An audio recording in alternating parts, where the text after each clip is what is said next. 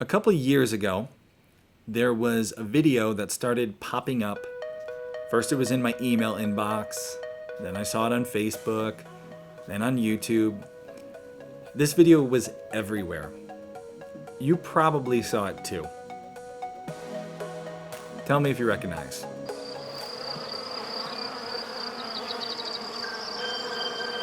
We have evolved alongside the honeybee in a symbiotic relationship. We care for them, they pollinate our crops, and of course, make lots of delicious honey. But getting the golden nectar has always been quite a task. I just thought it was crazy to have to crack the hive open, pull the hive apart, stress out all the bees, and spend all day in the shed just to get your honey. And I thought, there must be a better way. So my dad and I got to work. And we've done it. Now you can simply turn a tap and pure fresh honey flows right out of your hive. Delicious, ready for you to eat. Oh, it's amazing. It's amazing. It's honey on tap. The Flow Hive. That thing was everywhere. Even if you weren't a homesteader, even if you didn't have a small hobby farm, you probably heard about the Flow Hive. Turn a tap, sit back, and watch the honey pour out. It's pure, unprocessed, untouched, delicious honey directly from the hive. No mess, no fuss, no expensive equipment, and much more friendly for the bees. This is the first time in the world this has been possible. There is nothing else like it. It really is a revolution. This father and son team looked at something that hadn't been changed for years, hundreds of years. Beekeeping and the methods that were being used were pretty much the same. And they went and they changed it. They changed the whole scene. They designed something newer that seemed to make it easier, seemed to make it better, not only for people, but also for the bees. And this was really important part of their story, because as so many of you know, every year, more and more bees are dying. And at the same time, bees are incredibly important to us as human beings. It's been estimated that somewhere around a quarter to a third of the food we eat, we would not be eating if we didn't have bees. So every year you have bees that are dying. We don't know why, colony collapse. And yet the beekeepers are out there using methods that, as these guys said, were stressing out bees. You see in the one shot there, that little bee's getting smushed. We have to take care of our bees. We have to make beekeeping better for them. So they designed this honey flow hive with the mission of making beekeeping easier on the beekeeper and better for the bees. Turn a tap, sit back, and watch the honey pour out. It's pure, unprocessed, untouched, delicious honey directly from the hive. No mess, no fuss, no expensive equipment, and much more friendly for the bees. This is the first time in the world this has been possible. There is nothing else like it. And this video, you probably saw it, it blew up, it became viral. Their crowdfunding campaign was one of the largest, most successful crowdfunding campaigns ever. They raised over $16 million to build these beehives. That's an incredible amount of money. And while you might think to yourself, okay, it's a father and son, they started a business, they made a video, and they made a bunch of money, good for them. Remember what they said at the very beginning of the video. We have evolved alongside the honeybee in a symbiotic relationship. We care for them, they pollinate our crops, and of course, make lots of delicious honey. We have a symbiotic relationship with the bees. We need to take care of the bees. They are taking care of us. Not only did they have a product that succeeded really well because a lot of people saw their video, but they had a really big mission to make beekeeping something that's really important for every human being on the planet, to be easier on the bees and to be easier on people, so that we could have more bees and make sure that every year less and less colonies are collapsing. It was a business that had a really big, noble mission. And that's probably why so many people rallied around the cause and supported their crowdfunding campaign. We're not talking about bees tonight, but we are going to talk about you, your homestead business, or even if you don't have a homestead business, your homestead's mission, and how you can make sure that even in a small way, you can get eyes on what you're doing, you can get the publicity you need so that your homestead mission, whether it's really small, just trying to feed your own family off your own land, or if it grows a little bit to feeding your neighbors better quality food, giving chickens pasture, trying to save some heritage breed, whatever your homestead mission is, if nobody hears about it and nobody can support it, it will fail. We're going to make sure in tonight's interview that your homestead's mission does not fail, that it succeeds. You might not make as much millions as the Flow Hive did, but not every mission needs that. So let's dive in tonight to this subject of getting some publicity on your homestead. We have a special guest here who is an expert in this field. And while I was really excited that we were bringing Tiffany on because she's a Ph.D. in communications. She's got 20 years of experience in the communications industry. She spent a decade as a university professor, training people. Just before the show, she was talking about teaching broadcasting. She knows how to tell the story to an audience. She also is really in touch with homesteaders and farm life. I am sitting in my house in the family vineyard right now. That's where I'm at. When I was young, we moved from the suburbs to a big piece of land because my parents had a dream just to be a little more sustainable, just to have their kids live a little closer to the earth. I grew up in a family with a small business, and we also had a hobby farm. They were not the same business, but we had livestock and tried lots of different livestock. We had the chickens and the ducks and the eggs and the bees. We're probably the only farm in the South that can't grow zucchini. So if any of your audience has advice on zucchini, please email me and tell me, because I love zucchini and I can't seem to grow it like in my whole life. But I grew up here and went off to school and studied communications. Really was intrigued with public relations and broadcast. And my first job out of college was a producer for a television station. Quickly became an anchor and reporter and had an interview show and a travel show. And so I spent all of my days looking for stories. So I did that for a number of years, but quickly realized that working in television, as fun as it was, didn't support the kind of lifestyle that I wanted. It is always on the go. You're never home. It was hard to have animals. It was hard to garden because you just weren't ever there. So I started looking at shifting gears, worked for the family business, and then ended up, the surprise of all surprises, teaching in a university. It was a surprise to me because I'd said I would never teach. And so in that time, I just was really missing that and really missing being close to the land, and was working still in television and in journalism. I was teaching public relations. I was teaching journalism during that time. And I was at the very first Mother Earth News fair that came to Texas, and got to go and just listen to people share their story. And I was really surprised by how many people really didn't know much about how they could get the amazing work that they were doing in their farms and their homesteads and the agricultural realm into the media. And there's been such an interest in the farm to table movement, in the slow living movement, that there's a ton of content out there to be had, but it's very hard sometimes to track down people who are willing to share in the agricultural industry.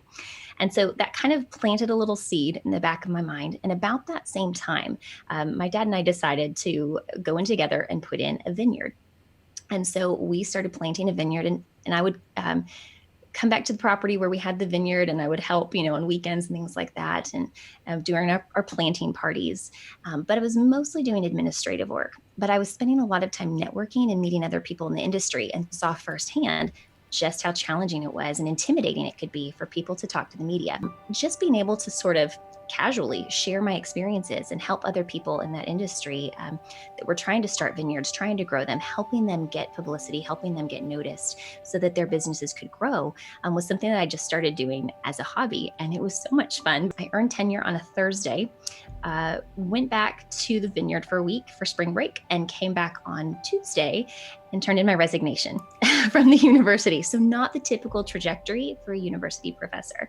And I came back and I launched the business full time. So now I help businesses of all different kinds, but especially people who are in the agricultural realm, who are artisans, who are creatives. I help them kind of learn how to do their own public relations. So let's dive into what you're here for, Tiffany. Publicity. A lot of the homesteaders I know don't want any. They don't want anybody looking on their property. Yeah. They don't want anybody's eyes. They want everyone to go away. They want to put up no trespassing signs. Why would somebody even want any attention on their homestead in the first place? That's such a great question. And before I go any further, let me say, I totally explain that. I'm this weird combination of intensely private, but then with a career that's been very public. And so it's a very it's a very unusual balance. And so I completely understand that not wanting to have anybody there and eyes on the site.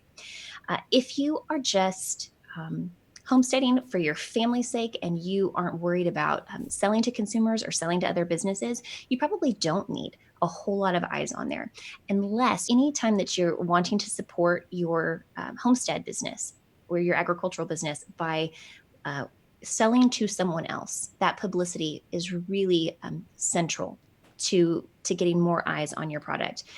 It's a lot more powerful than advertising. In fact, there's a classic study that we study in school about putting an advertisement in a magazine for your product, or having someone in an article write about your product. And audiences are 7 times more likely to purchase from you if they read the article than they are if they see the advertisement. And in many cases in that study, people didn't even notice the advertisement because we're pretty savvy about ads. We know when we're being advertised to, and we kind of gloss over those. But when someone else is talking about how great your stuff is, people tend to listen. Advertising is you saying that you're great. Publicity is someone else saying you're great, and it just carries a lot more weight to it. And it's free to get. I like to explain to my students that when you think about publicity and PR work, it's like bees going back and forth and back and forth and back and forth. They go out to the pollen, they bring it back, go out to the pollen, bring it back, and they're creating buzz. And that's exactly what you're doing with your business. You're getting out there, you're sending people back, you're creating buzz around your product or around your business. But also, if you are to that point that you really do want to become a thought leader, if you want to be shaping the way that people are thinking about or building their homesteading businesses, thinking about the way that we eat, publicity really is the best way to get that authority, that thought leadership, if you will. Perfect example of this. I'm sure you guys all know Joel Salatin and all the stuff he's written about. Joel Salatin at Polyface Farms didn't just wake up one day and be Joel Salatin. If you go look at his site, you'll notice that he's got a history of writing for the media, writing articles, being interviewed in podcasts, being interviewed on television and things like that. And so you may not want to be in that position, because it is true that the more eyes you have on you, the more open you are for scrutiny. But if you are wanting that kind of growth, if you do want to be in that thought leadership position, publicity is the way that you do it. One of the things I find with people that work in agriculture is that they know their work really well. Like, they know what they do. They know how to raise things. They know how to grow things. They're amazing at what they do. But there's this expectation that you're also supposed to understand how to market your business. And it's like, where are you supposed to learn that from? That's a whole lot of trial and error. You can waste a lot of time and money doing that. We talk about this a lot. Kay and I go to a lot of different farms, and we find the farmers who have been doing it for decades. We find, the old time farmer who's just a master at his craft. And the thing that we always joke about is these, like 9 times out of 10, are the most introverted, quiet guys who I go with the idea of interviewing them, and I'm like prying them like to just say something on the camera. They have so much knowledge, but that, just like you said, Tiffany, they're what their craft is, what they're really good at is their farm and what they're doing, what they've learned all those years. It's not also telling that story. It's not also convincing people why their product is better. And I think a lot of homesteaders are going to relate to that, because a lot of us, not all of us are extroverts, not all of us.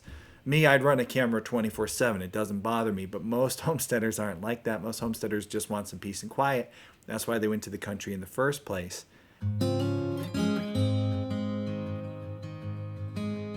When it comes to selling products, you have to be a little bit of a storyteller. You have to be a bit of a marketer. I always said that if my communications career didn't take off, I wanted to be a hermit alpaca farmer. Like, that was kind of my second dream. Right. So I totally get it. I totally get just wanting to kind of hide away from the world and enjoy the peace and the quiet that comes there. So when we talk about being media savvy, this kind of explains why Some businesses, some farmers get featured in the media and others don't. We can talk a little bit more about that in a minute too, about that plan. But being a media savvy homesteader or farmer is going to look like, first and foremost, understanding what it takes to get noticed. And so they understand that it takes some effort. You will occasionally have someone that hears about you and reaches out to you and wants to do an interview or wants to feature you. But that's unlikely. And when that happens, you kind of lose control over the story that you're telling about your homestead or your farm.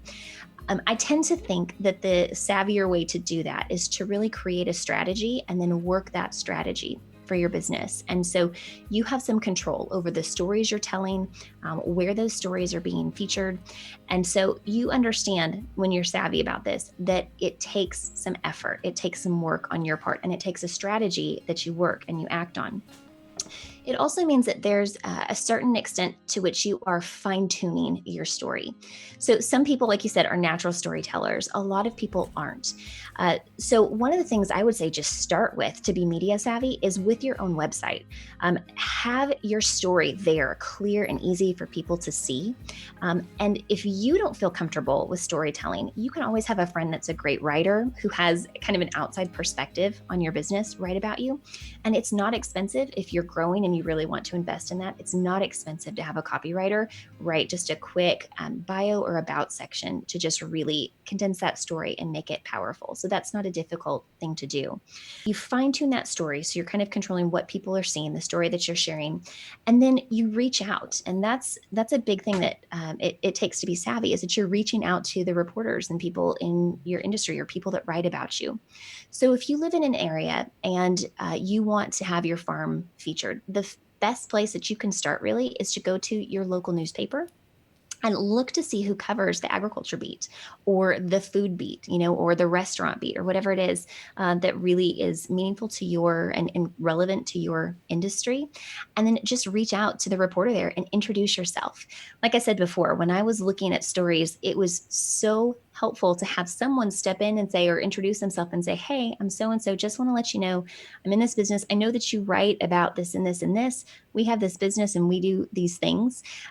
So if you ever have any questions or need to cover a story, we're here, and here's my contact information. That was so helpful because for someone that works in the media industry, they don't have a lot of time. They don't have a lot of help. And so for someone to reach out to them with contact information or even a full story idea is massive. That's such a huge help. And you're a whole lot more likely to get covered when you reach out.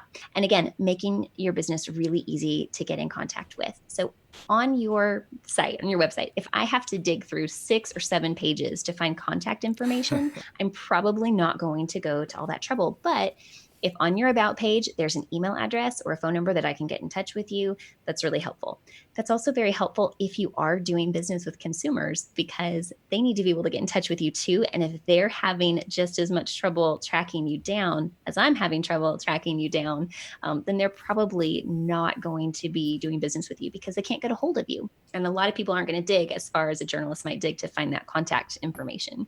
So make yourself easy to get in contact with. And then finally, provide value. When you're media savvy, you understand that what really gets you featured is providing value to the media professional that you're reaching out to. So this is creating great story ideas or great content or suggestions. This is talking about trends in the industry. So there's lots of different things. We can talk more about that in a minute if you like, but you really are working to provide them value. What you don't want to do, it's okay if I say that. What you don't want to do is, first of all, you don't want to get upset if you see someone that you perceive as a competition to you. If you see them get featured, you don't want to get upset about it and call up that reporter and be like, why didn't you feature me? This was a great story about camels on the homestead. And I also have camels on the homestead. Have you seen the channel? Come on. I'm pretty sure you're like the only person in a 200-mile radius that has a camel. Fantastic news opportunity right there. We can talk about that. I was going to ask you questions about that. That's for sure. Yeah. That would fall under what we call the newsworthy category of a novelty story. Like, who else has a camel, right? So that would definitely get you some features. If you see a story, let's say that you make that you have like sauerkraut. Let's say you make sauerkraut and that's your thing and you sell it, and you see someone write a story about another sauerkraut, maker in your area.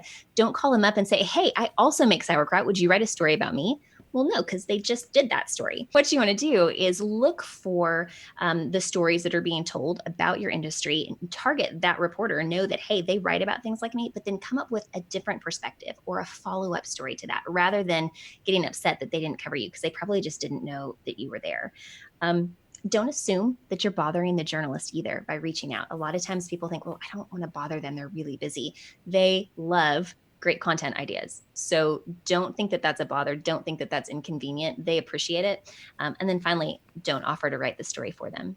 So if someone does come to you and says, hey, I'd like to interview you, don't tell them, hey, I'll write the story for you. It's a little different when you're being interviewed than if you're guest posting, and guest posting is another great way to get publicity. But if you have a reporter that's coming to talk to you, let them write the story and then use your quotes and your information in there.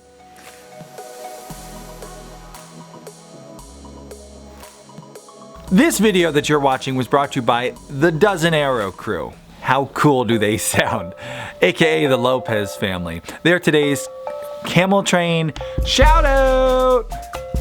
It's time for the Homesteady Camel Train shout out. We're doing 100 days, 100 videos, and today's was sponsored by the Dozen Arrow crew, who sounds so cool. The Lopez family is an aspiring homestead family of 14. Oh man.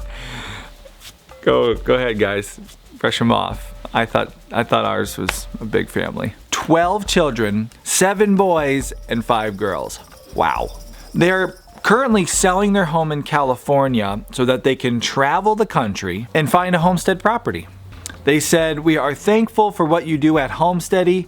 Keep on teaching, sharing, and inspiring others to a healthier, more rewarding way of living and feeding their families.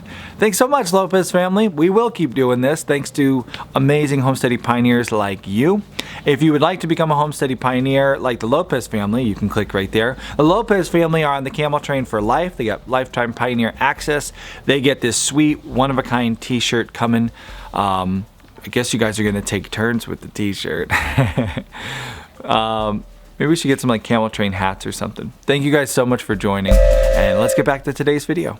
When you have somebody, especially if you're not already creating media, if you're not already a podcaster, you're not already a YouTuber, you're not used to looking at a camera lens, you get a person on your property you don't know, you're feeling intimidated. Now there's a big old camera and the lens is pointed right at you and they got microphones and it's easy to get nervous.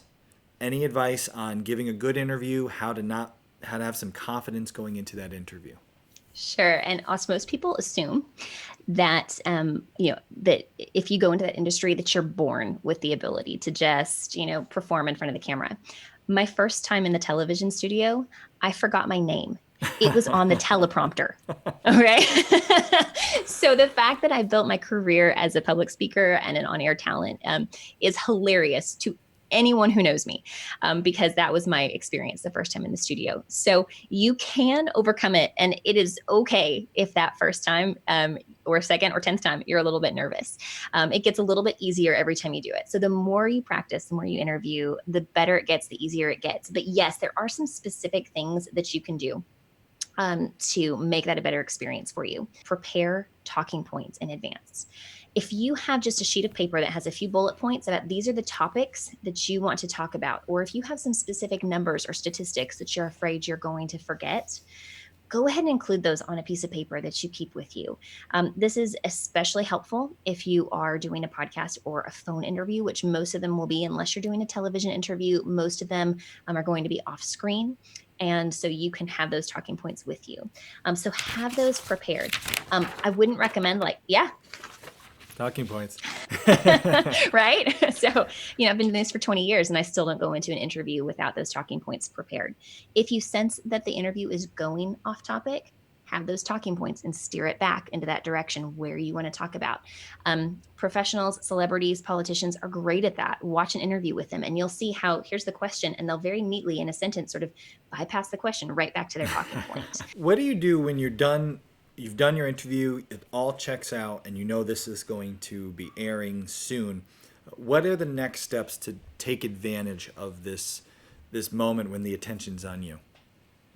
Right. You're going to leverage the heck out of it. Okay. So a lot of times people think, oh, well, that piece is done. And so it's done. It's over. And actually, that's just the beginning, because it's an amazing opportunity to reuse that and leverage it in a lot of different ways. So there are several things that I would recommend that you do. If you have an email list, and if you're growing a business, you should have an email list. Send it in an email newsletter and just say, hey, we were featured here. Customers love to see that the people they do business with, the brands that they buy from, they love to see when they're featured, because there's kind of this sense of, oh, hey, I knew about these people before they were cool. And now look, the media is even picking up on them. They're kind of proud of themselves that they found you. And so it actually can increase loyalty. So start with your own audience and send it out in that email. Get it on any social media channels that you have. Put it on your website. And so you can use that endorsement on your website. Again, when people find you for the first time and they see, hey, you've been featured in this, this, and this, it's what we call social proof when they see that. The idea is that there's, again, someone else that says that you're good at what you do. And so people are more likely to buy from someone that they have been featured, or they have that social proof. It's that credibility. The concept here is a concept that in research we call social proof. And the simple illustration of that is, let's say that you go to a new city and you want to find a really great restaurant. So you and a friend or family member go downtown. There's two restaurants side by side. One of them has a line that wraps around the building. The other one has no one but kind of a mournful looking waiter standing outside. Most people are going to choose the restaurant that has the long line, because if there's no one here and a bunch of people here, this one must be good. Like, people that are in the know are going to this one, and this one probably isn't any good. So we go to the one that's less risk. Your business works the same way. People want to eliminate risk before they invest with you, whatever the size of that investment. So if they can see that a third party has vetted you, then you have that social proof, that credibility. And you use that in a lot of ways to reinforce a loyal fan base, but to build a fan base as well and grow your business credibility. So, Tiffany, show us how a professional leverages right at the end of the interview. What do you tell the audience now? How are you going to start leveraging? I would say there's so much more that we could talk about, even the whole strategy and how we get that material ready to go and how to send a great pitch. And so for your audience, I've got a great gift for them. If they'll go to my website, and you'll have that linked at tiffanyurich.com/homesteady, I've got a free training for them. And it's kind of your PR starter kit. It's all about how to get your website and your business ready before you start pitching the media, because there's lots of things that you want to have in place. It's simple. It's easy to do. You can do it in a couple of hours or an hour spread over a couple of days. But it's going to significantly increase the possibility and the likelihood that you'll get covered when you do start pitching to the media. So I would love for them to visit and check that out. And if they'd like, I'm at Instagram at Dr. Tiffany Eurich, and I'll be happy to answer any other questions. If they have questions, feel free to follow me on Instagram and ask them there. Awesome. Leverage like a professional right there. Awesome advice, Tiffany. It's been a great interview.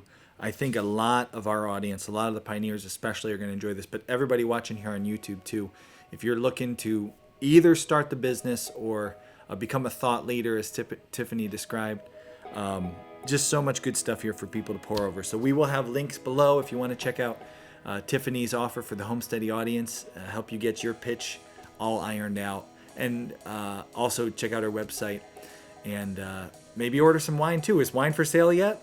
50 years no, coming? But we will have grapes this summer. But all right, no, good. But you have to buy a Texas wine and get some of our grapes in there. Okay, there we go. I hope you enjoyed that interview. I hope it helps you grow your homestead business or gets your homestead story shared, whatever your goals are. If you loved that interview and you were like, man, I wish this was like twice as long, consider becoming a Homesteady Pioneer. This interview was about half of the entire interview. We went on to talk about how to stand out at the farmer's market. When you're at the farmer's market, everybody's nature's this and wellness that, and that's okay. If you can still tell your story, if your farm's called Nature's Something, that's okay. Just got to nail your pitch. But I wanted this to stand out because it is food that's going to stand out.